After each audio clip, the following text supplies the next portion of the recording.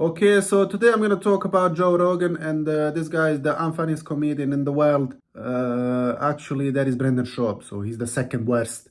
And he actually struck a masterclass because this guy introduced Brendan Schwab to the comedy world so that he wouldn't be the worst comedian in the world. So it is absolutely brilliant, brilliant from Joe. So this guy is actually a horrendous comedian. No one would know that he's a comedian because he wouldn't stop yapping on the podcast about being one. And I used to listen to this guy's podcast and never once did I laugh at this guy.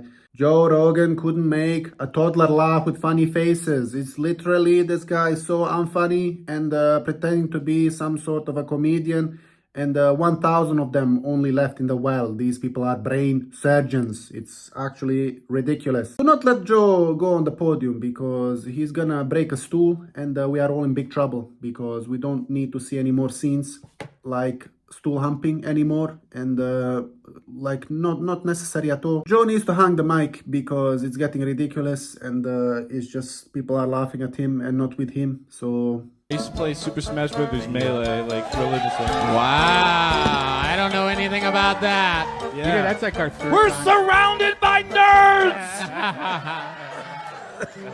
It is. Wow. Incredible.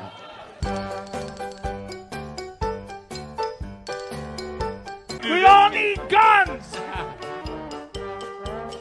I get a FaceTime call. Yeah. It's Bert and Joe, and they're like, hey, and they're shit-faced, right? This is Texas where America lives for real. Richard, where were you overseas exactly? I've been in China for a while. Oh, okay. Really? Hell yeah. I'm big. Old school, baby. I'm real big over Learning there. kung fu and slinging dick. How long The did old you movies. spend over there? Like a year. Okay. Woo! Shout out to Ric Flair. for some reason, this guy thinks he is built very, very hard, and that he has some amazing warrior spirit genetics. And this couldn't be farther from the truth because this guy is built like an action figure. You can put this guy on a shelf and no one would notice because he's so small. You can hang him on a Christmas tree like a decoration. So it's getting ridiculous. This guy's talking about his superior genetics. But I also think it's connected in who he was as a human is transferred into my DNA. You know, I think there's a certain amount of, to be prejudiced against myself. I look like a violent person. You know, if I didn't know me, I'm just even the way I'm built. Not even just the working out part, just the size of my hands and like there's the width of my shoulders. Like there's most likely a lot of violence in my history, in my past, in my ancestry. And I think I think we minimize that with people. You could see the violent history in his build, but this guy, the only violent thing about this guy is the bald head, and it's getting absolutely ridiculous. This guy takes off his shirt and looks like the Nellith from Half-Life. It's absolutely disgusting. Please do not take off your shirt ever again. You look bloated like the Michelin Man. Like, what is going on? This guy has a bubble gut or hanging and has the audacity to take off his shirt. Mate, children are watching, and there is no need for all that because it is absolutely terrifying. And this guy is so small, like you can fit him in the pocket. Joe also has one of the most bullshit excuses of why he went from LA to Texas, and nobody believes in this bullshit story because this guy was isolated in Los Angeles and had no issues whatsoever because he was living in the exclusive part of LA and had no issues. He was not running up to homeless people. He is not having all these issues, and it's getting absolutely ridiculous. And no one is buying your story, Joe, about moving to Texas because it's all bullshit and just following the trends and just shitting on the city that made you, basically. And it's absolutely disgraceful. This guy is shameless. And on the podcast, Dylan just presses this guy, and rightfully so, because this guy is treated like the king and just ignoring all the facts and playing stupid and dumb. But no one is buying it, Joe. You are eating grass. The thing about Austin that I've loved more than anything is the people are more relaxed and friendly here. Is that true? 100%. Who was mean to you in LA? They're just weird. I would They're see tense. people around you, and you were always treated like a god. This is my one thing. You say that you're like people are friendlier in Texas. I've never seen anyone be anything but very happy to see you in LA. It's not like people. Yeah, but it's not like I don't know that people aren't nice. Like I see the way they talk to other people. Sure. I see the way they talk to me if they don't know who I am. Yeah. Oh, cut it, Joe. Cut it. It's finished. Line your ass off and shut the hell up and go hump a stool. You know that. The people here are friendly, but I think people everywhere are kind of friendly, right? You think so? I think they're tense in LA. I think there's too much traffic and too many people. Yeah, but the traffic's coming here. I mean, you got to be careful what you wish for. Joke. It's gonna not be a joke. Joke. It'll not be a joke soon. It's a joke. Keep telling everyone how great I it is. leave here at 5 o'clock all the time. It's like la-di-da, I'm home in 10 minutes. Sure. It ain't shit. Sure, but I think that, you know, you were treated nicely in LA. People liked you in LA. People always treat this guy with high respect, and this is what he does, you know, to the city that made him. Just pisses all over it and just goes and excavates. And it's shameless people and the bullshit excuses. No one is buying it, Joe. No one is buying all this. How many authors are there? How many brain surgeons? How many intellectuals are there in the world? It's like being a comedian is very, very hard. Very hard. It's just like worse than being in a coal mine, man. It's just absolutely ridiculous. Like even worse than being in the army. Like when you're a comedian, you have to be a murderer on the stage. You have to go out there and you need to perform, and you need to be laying out the jokes and making people laugh.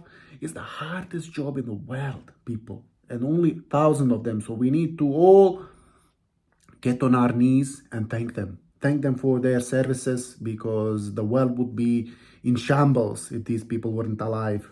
There's maybe 1,000 comedians on Earth worth of fuck. I think even 1,000. No, I don't. 500. But maybe. Let's just get crazy and say maybe there's a bunch of people that I don't know about. Yeah. How many authors are there? Oh, I know. There's a lot more. Musicians? How many musicians? How many doctors? How many Actors? lawyers?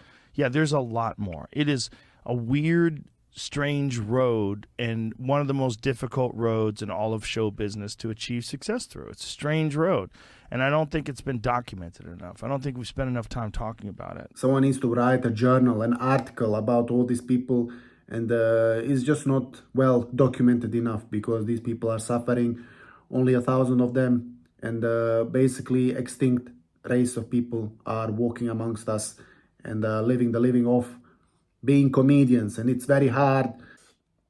But being a comedian is so hard. It's so difficult. So difficult to crack jokes. So difficult. It's not easy. It's not easy to pick up the mic, go on the podium and just crack jokes. It's very hard, because all these people, they are all funny. All these LA comedians, they are all top class. They are all funny. And yeah, it's getting ridiculous, because there isn't a single comedian that isn't bombing on the stage. So get also switched up on the homelessness topic in LA, and on the podcast, you know, before the Spotify deal, he was talking about the homelessness issue and that it needs to be resolved, and it's very difficult and people need to be more understanding of what is going on. But after he secured the Spotify deal, of course, he switched up and just belittles all the people, and just wants them exterminated from the streets. You know, it's just get them out of the streets. I couldn't care less. Throw them down the river. It's finished. Yes. So all these pull them up by your bootstraps. All those assholes. Hey, you got to pull yourself up by your bootstraps. Like, they don't even have boots, man. You don't understand. Like, you don't know what you're talking about. You've never seen it. You've never been involved in that kind of poverty.